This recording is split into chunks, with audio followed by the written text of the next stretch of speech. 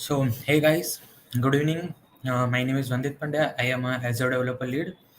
I would like to welcome you all of for today's session. Today's session is basic of Azure Compute Services. So yeah, we will be starting soon, right? So right, okay. Let's just a second. I share my screen.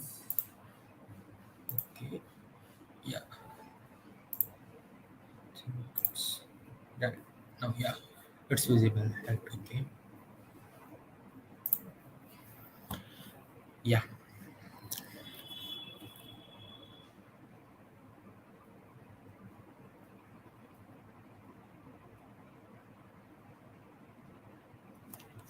Okay. So I would like to welcome you all on behalf of Azure Developer Community, right? So you all know about the Azure Developer Community, like what is Azure Developer Community, right? So I not go deep into that, but in briefly, Azure Developer Community, it is the initiative of Microsoft Corporation for upskilling a student and give them a stage to like view their skill or express their knowledge to the other person. So yeah, we're doing that in the Azure Developer Community. You can join the Azure Developer Community as well. You will find the my LinkedIn ID and all the Azure Developer Community uh, links and the socials are linked in the description. So yeah, you can go there and check it out. Okay, let's begin with the session. Yeah, so what are the our today's agenda? So our today's agenda will be the like first we done the introduction to Azure community, then the Azure compute services, that is the our topic for the today's session. Then how can you start that, and the last part is a Q&A. Okay, done. So what is Azure? The Azure is a cloud computing platform. It has the more than 200 product and cloud services designed to help you bring new solutions to life to solve today's challenge and the create a future. So right, we can understand that like Azure is a cloud computing services. Using that we can have built enterprise app as well. Okay, so Azure Azure as a like cloud model are there. There are three like IaaS as a code, GitHub as a code, and SS as code. There are three kind of cloud module are there. Okay, okay, and if you want to like know more information about that, you can check previous my three session on this YouTube channel itself. So I covered all the cloud computing parts are there, so you can go and check it out there surely. Okay, so using cloud, what we can do, so we can build, run, and manage the application across the multiple cloud on premise and the at the edge with the total tools and the frameworks of your choice. So you can build, run, and the manage applications as well, right? So you can do that as well. Azure provides that services as well. Okay,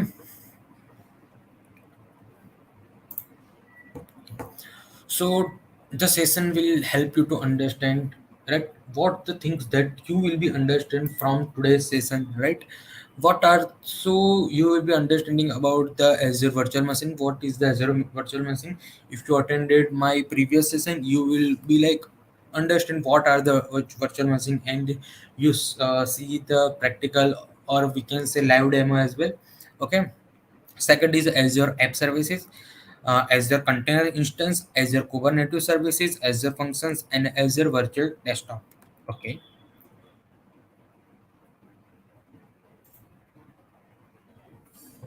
So what is the Azure Compute Services? Right. So Azure Compute, it is an on-demand compute services for running cloud-based applications. So yeah, from here we can understand Azure Compute. It is a one services that is deployed on a cloud, and we can run different applications on that. Okay, it's provide a computing resources such as a disk, processor, memory, networking, and operating system as well. The resources are available on demand and can typically be made available in a minute or a second because that is the cloud. So the all the things are deployed on a cloud, so it will take very less time to deploy and give product to the end user as well. Okay. So Azure support a wide range of computing solutions for deployment and testing, running application and extending your data center. Yeah, so using that you can scaling your data center, or you can say you build your own data center itself. Okay, the service are supported on which cloud, or sorry, we can say on which OS that's supported. Yeah, so that supported on a Linux, Windows Server, SQL Server, Oracle, IBM, and SAP as well. Okay, Azure also has many services that can run virtual machines. Yeah, so many services are running virtual machines. In short, we can say VMs as well. Okay. Most prominent services are Azure Virtual Machines, Azure Container Instance, Azure App Services, and Azure Function, or we can say serverless computing as well.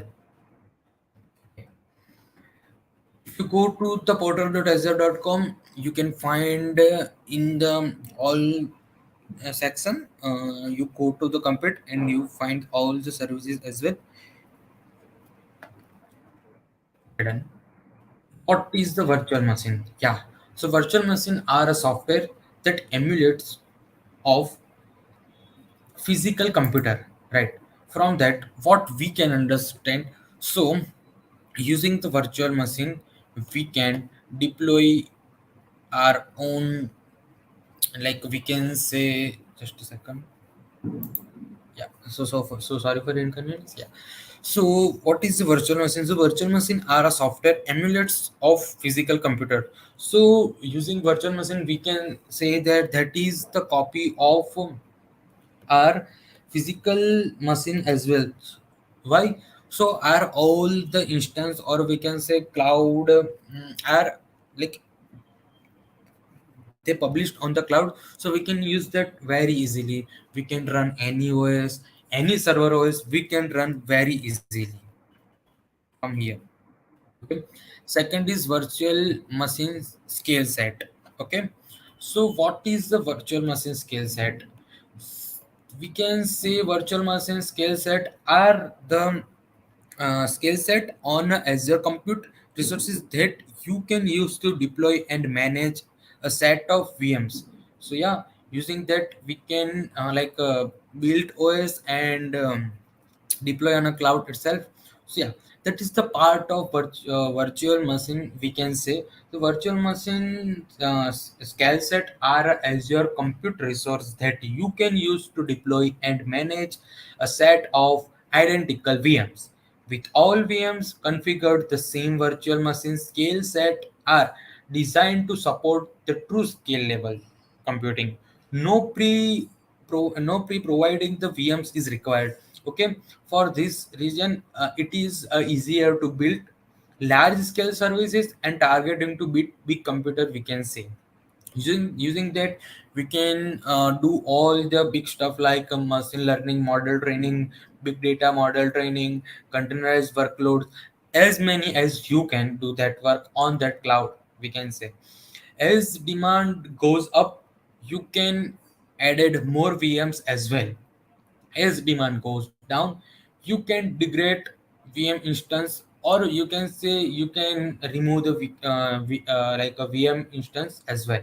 The process can be manual, automate, or a combination of both. So using the portal.azure.com GUI, you can use that, or using the CLI model, you can also use that same thing. Okay. So next topic is container or Kubernetes. So yeah, container instance and the Azure Kubernetes services are Azure compute resources that you can use to deploy and manage containers. Yeah, containers are lightweighted, virtualized application environment. They are designed to build quickly created, scaled out, and stopped dynamically. Yeah, you can handle instance of a container application on a single host. So yeah, using container, we can do many things. We can deploy a container application on that, and that will be running in a just second or less than in a minute. Okay. The next thing is the app services. So using app services, we can deploy and scale the enterprise grade as well. On which platform or which kind of application we can build. So we can build web, mobile application, API application running on any platform. You can meet rigorous performance, scalability, security, compliance requirements while using a fully managed platform to perform instance infrastructure management as well. Okay, so app service of this platform, or we can say that platform gives us liability to make application, run application, or deploy application. That application services are under the PaaS, that is the platform as a service, and that the app services is offered by the platform as service as well. Okay, so next is the Azure function. So yeah, what is the Azure function? So Azure function, it is ideal when it will be the ideal when you are considered only about when you are concerned about the code running your service and not the underlying platform or infrastructure. So when the function will be idle, when you're simply you run the code, that at that time the function will be idle. Why? Because the function is the event driven, we can say. When the function will be triggered, when the some response are there, and we have to on that response we have to perform some task. So yeah, there are commonly used when you need to perform work in response to an event. So when some response are coming to us and we have to give some feedback to that, so that at that time the Azure function will be work.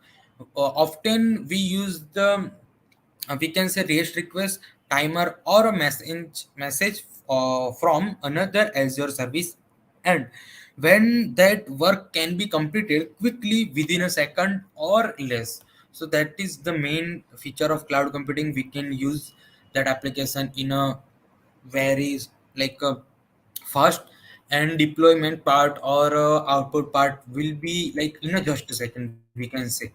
So yeah, here we will be like seeing what is the comparison between the virtual machine and the container. So yeah, just a second.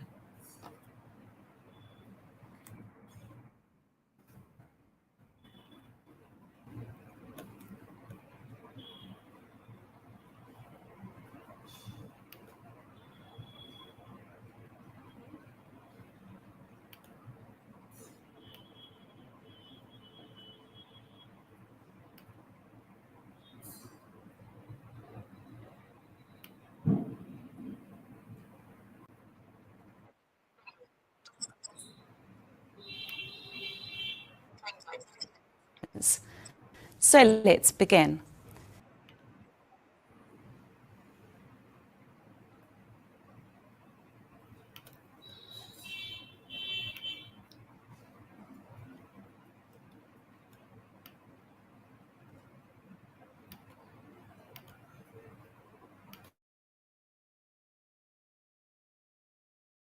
Has always been complicated.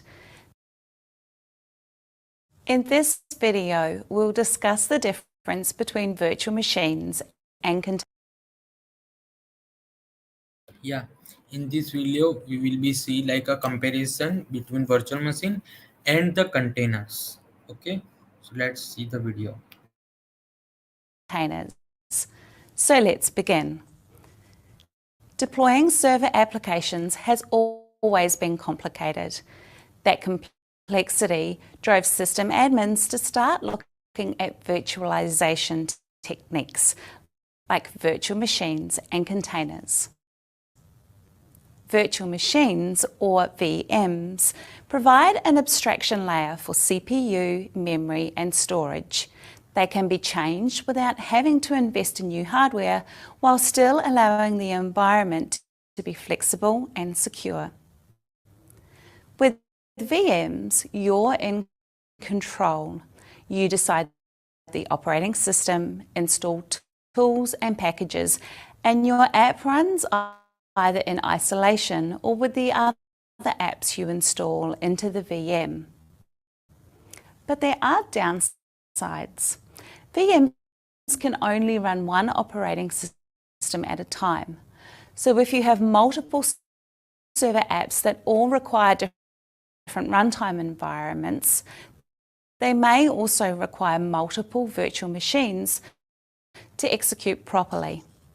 And because the VM is emulating a full computer, tasks like starting one up or taking a snapshot are pretty slow, often taking several minutes.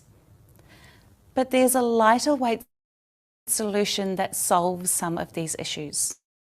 Containers. A container bundles a single app and its dependencies, referred to as containerizing the app, then deploys it as a unit to a container host. The container host provides a standardized runtime environment which abstracts away the operating system and infrastructure requirements, allowing the containerized application to run side. An easy way to differentiate between VMs and containers is virtual machines virtualize the hardware, while containers virtualize the operating system. The operating system level virtualization of containers is one reason why the container approach is more efficient than a full virtual machine. It allows you to run multiple lightweight containers on a single host without sacrificing the isolation that the virtual machine originally offered. Azure supports several container variations, the most popular being Docker. Unlike VMs, you can spin up containers quickly.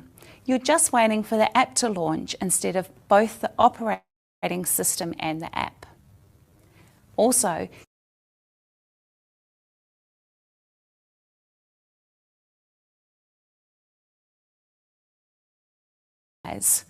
and the development process is simplified because your development runtime environment can look exactly like the production environment.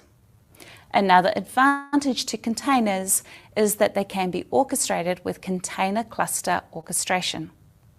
You can easily deploy and manage multiple containerized applications without worrying about which server will host each container. The decision of whether to use a VM or container depends on how much flexibility you need. If you need to completely control the environment, then you might choose a VM. If not, then the portability, performance characteristics, and management capabilities of containers might be the better choice.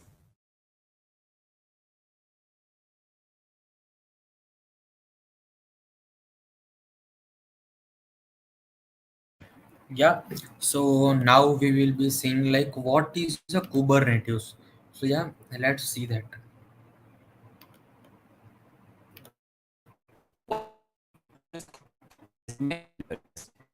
Container host applications and other processes has gone mainstream. As more and more workload is moved into containers, management systems are needed to handle the demands of containerized applications at scale. One of the most popular options for managing container-based workload is Kubernetes. What is Kubernetes? Well, it combines container management automation with an extensible API to create a cloud-native application management powerhouse. At its core, Kubernetes manages the placement of pods, which consists of one container on a Kubernetes cluster node. Crashes. If a cluster node is removed, Kubernetes can move any affected workload to a different node in the cluster. Kubernetes pods can be scaled to provide more or less throughput to meet scale demands, and these scale operations can be triggered manually or automatically using Kubernetes horizontal pod autoscaling. Finally, if an application needs to be updated, Kubernetes can stagger the update deployment to minimize downtime. Plus, if the update is problematic, Kubernetes can pull back to a previous version. Along with pod management, Kubernetes can also manage container storage and networking. Kubernetes persistent volumes can be used to present data storage to one or more containers. This configuration allows containers to read and write application data and persist this data across many pod instances. That said, it is also common for an application running in Kubernetes to use cloud-based storage and data systems such as Azure Storage or Azure Cosmos DB for data storage and retrieval. In regard to networking, Kubernetes network plugins provide capabilities such as exposing pods to the internet, load balancing traffic across multiple replicas of a pod, network isolation, and policy-driven network security. These networking plugins also manage communication and name resolution between pods in the Kubernetes cluster. The capabilities of Kubernetes are not limited to the built-in features. Additional capabilities can be created using a variety of methods for extending the Kubernetes API. With this flexibility, operators can be created to perform custom actions such as producing cloud events on pod creation, providing custom pod scheduling logic, and on-demand provisioning of managed cloud services, just to name a few. The extension capabilities of Kubernetes make it a great platform on which to build SaaS services. So we're hoping that this introduction gives you a solid understanding of using Kubernetes on Azure, and that you're now able to envision some opportunities for using it to accelerate and improve your own business operations. Yeah. So I hope you learned many things from this. So yeah, with that note, I would like to conclude this session. Thank you so much for joining in. And if you want to know more about cloud and that kind of stuff, please check it out my previous videos. And like, share, and subscribe to Azure Developer Community. Yeah. Thank you. Bye.